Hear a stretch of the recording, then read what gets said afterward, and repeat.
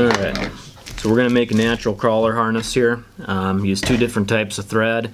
So I'm going to use ultra thread, I'll use 210 in fluorescent shell pink, and then I'll use Unithread 3/0 in tan. So you guys can see there. And that's going to be the underbody that we're going to use to make this.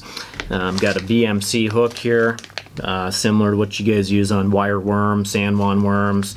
This one happens to be a number 4 that we're using today. And then the other materials we'll use largely is just going to be hydro clear cure goo, and then there's going to be larva lace body material. This one is shrimp pink, and that's what we use for the natural color. So we'll start by getting just a base layer of thread on here. I don't need to rotate the vise at all on this pattern, pretty easy one to tie until we get to the actual lacquer. So let's coat this thing with thread. And I'll follow my thread in tag end all the way down just to help coat it real even.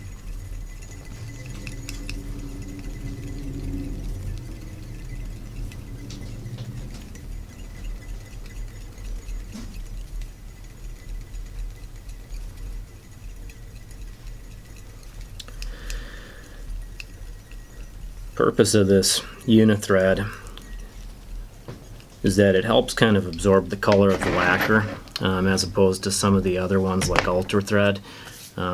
It does burr up a little bit easier, so you got to make sure you're not touching it with scissors, point of the hook, anything else, otherwise it'll get pretty fuzzy. We'll make the body right now. I only take about 6 inches of this material or so. 6.5 is enough to make a worm. So I'll cut this. And what we're going to do, we're going to tie this in basically right at the bend of the hook, but instead, like a normal pattern, most of the time you'll tie it in like this and wrap forward. I'm going to tie it in reverse. And the reason for that is, as I tie this in right on the top of the hook, I'll use a couple of loose wraps here. You guys can see how I'm doing this.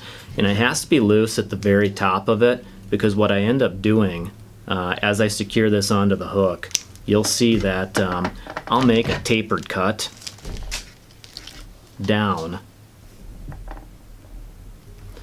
and this will make kind of a tapered body like a worm has. So you guys can see how I taper this out. And I'll start to tighten down.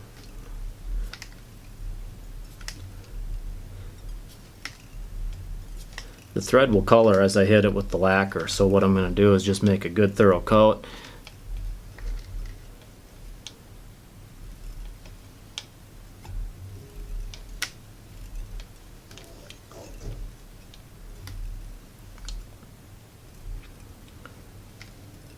And that should do. That'll hold it tight. Bring the thread up front. This will just help add to that base.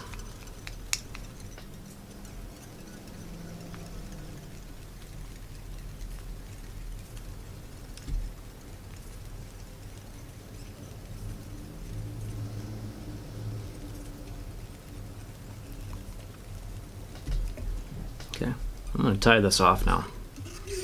Oops.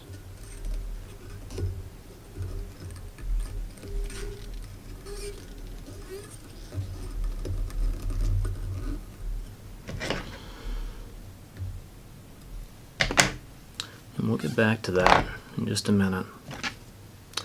We're going to build the clitellum right now with the pink thread. I'll start right in here. Just start building this up.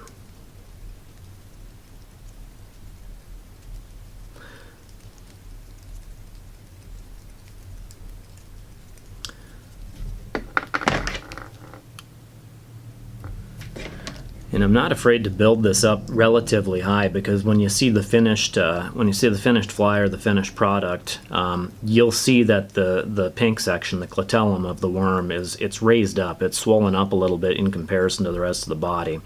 I don't go too over the top on it, because remember, we still have to wrap this body material over the top. But as you can see, I'm building nice consistent, kind of beveled on each edge, and obviously it stands out from the rest of the body. This can be done pretty darn quick. I would say that's good enough. A couple wraps, we're done. Cut it off. And now I'm going to get my thread back here at the tip and ready to finish the fly, essentially.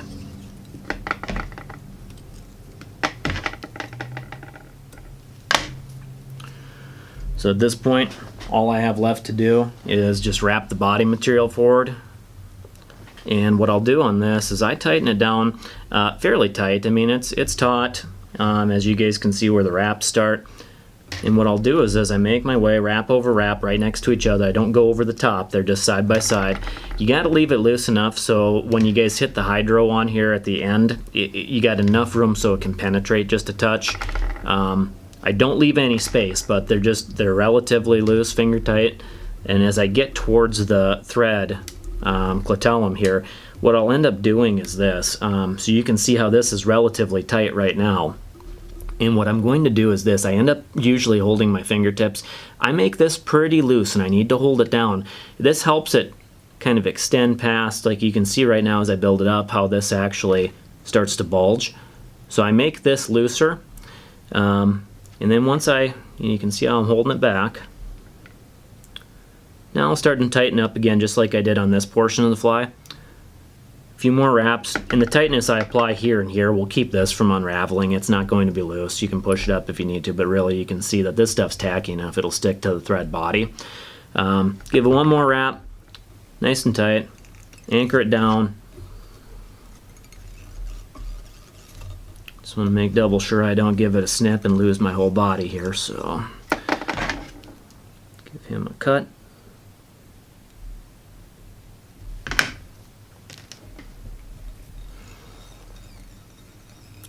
I'll try and taper this out kind of like I did on the tail. At this point, I'll give it some half hitches or a whip finish. Got myself a fly. Cut this off. Now we're going to brush it real light with hydro and hit it with the light.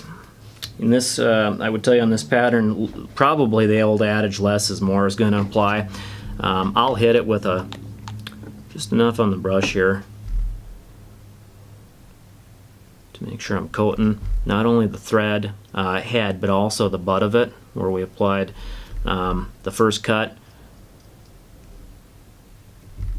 and thread wraps. But I'll get this thing good and coated, make sure it's consistent. Nice to use a little bit on here to use a rotary vise, just make sure it's getting in there. Not too much. If need be, I'll just, here we go. Couple spins, consistent. Now I'll hit it with the light to make sure we're going to get that thing dried up.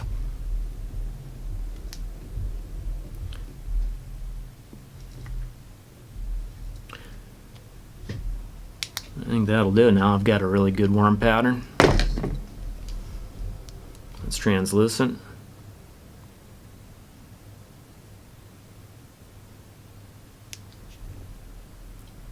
And highly durable.